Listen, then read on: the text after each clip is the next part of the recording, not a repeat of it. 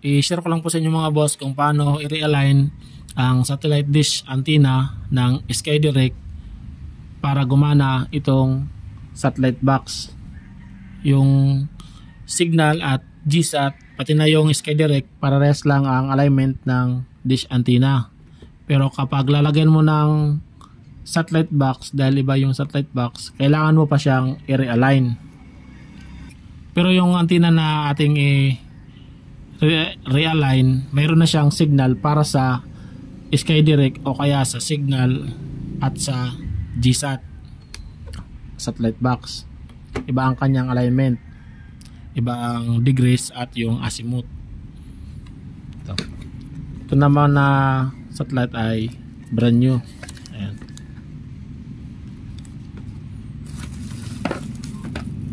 Connect muna natin sa TV.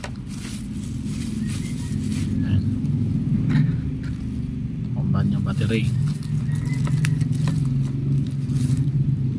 at RC jack train 1 power adapter. Balik na natin muna ang RCA jack kasi yung TV natin flat screen, meron siyang connection sa HDMI. Ito na satellite meron din lagayan ng HDMI, kaya ito hindi muna natin to gagamitin, pero pwede naman din to dito. Ayan. Kailangan lang isagad ito pag connect. Ayan.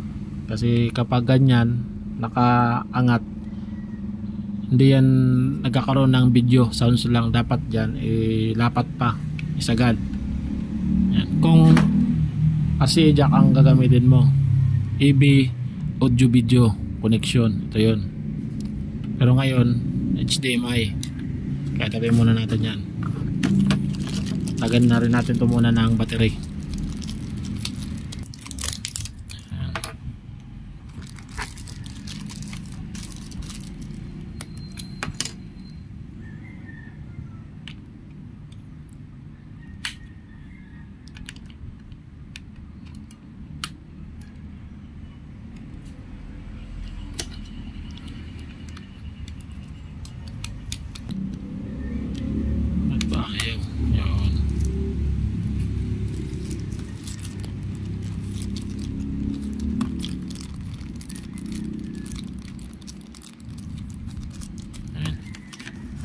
Tabi na muna natin to.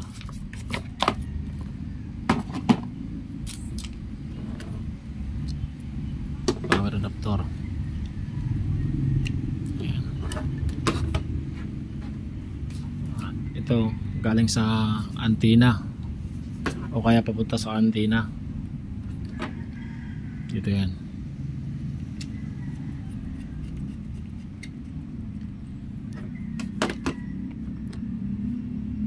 Ang gamit natin ay HDMI.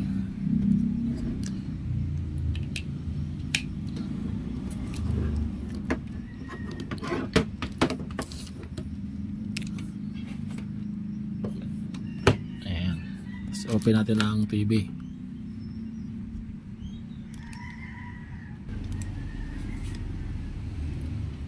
Ang nakalagay ay no signal. I-press natin sa remote ng TV ang input o kaya source. Ilalagay natin siya sa HDMI dahil yung ito ang gamit natin na cable. Ito. Press again.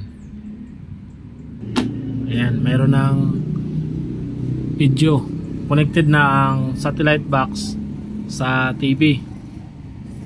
Press natin ng OK. Ayan. Ayan na mga boss. Wala pang signal dahil kailangan pa i-align ang satellite dish antenna. Ganito mga boss ang pag-realign. Ito mga boss, dito sa ating satellite finder mayroon siyang signal. Ito naman ay para sa GSAT at signal at yung SkyDirect, kaya lang wala ng SkyDirect ngayon. Ayan. Dito lalagyan natin ng patalandan at dito para hindi lumayo sa alignment, hindi tayo maghirapan pagpasagap ng signal para sa satellite. At dito naman sa aking finder, set up natin siya para sa satellite. Iba kasi ang frequency ng satellite at iba azimuth at degrees. Ayan, lagyan natin dito ng patalandaan.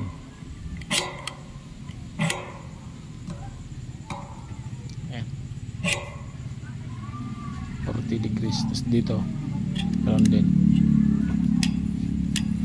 Gagawin natin dyan, iikot lang natin, i-adjust lang natin pa kanan punti, kaya nilagyan natin yan para hindi lumayo sa alignment. Ayan, adjust natin pa kaliwa konti. Ayan, na pihit ko na pa kaliwa. At dito naman lagay naman natin, angat natin to, angat lang ito konti, 85 to 90 degrees dito. Ayan, nayangat na. Meron siyang signal para sa satellite box. Ayan, kita nyo mga boss, kunting pihit lang kaliwa, at dito naman iangat lang kunti dahil itong antenna meron ng signal para sa ibang receiver, kaya in-adjust natin para naman sa satellite box. Ayan. Ayun mga boss, meron ng signal na align na natin ang antenna. I-press na natin ang okay. At maglo-loading lang yan. Hintayin na lang natin mag 100%. Doon. Tapos i-press natin ulit ang okay kapag nag 100% na. Ayun mga boss, 100% na. Okay na ang kanyang signal.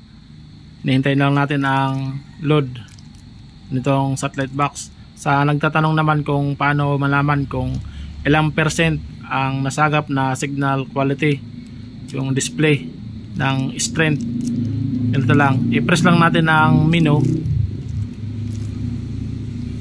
lagay sa system,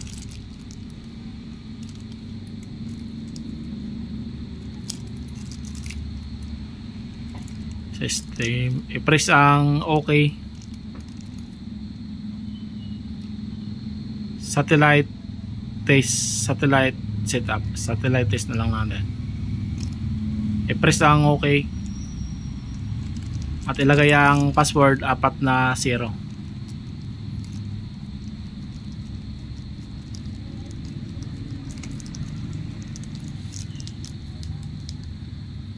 Ayan na ang kanyang signal strength. Good na. Yan lang po mga boss, maraming salamat sa panonood sa ating video.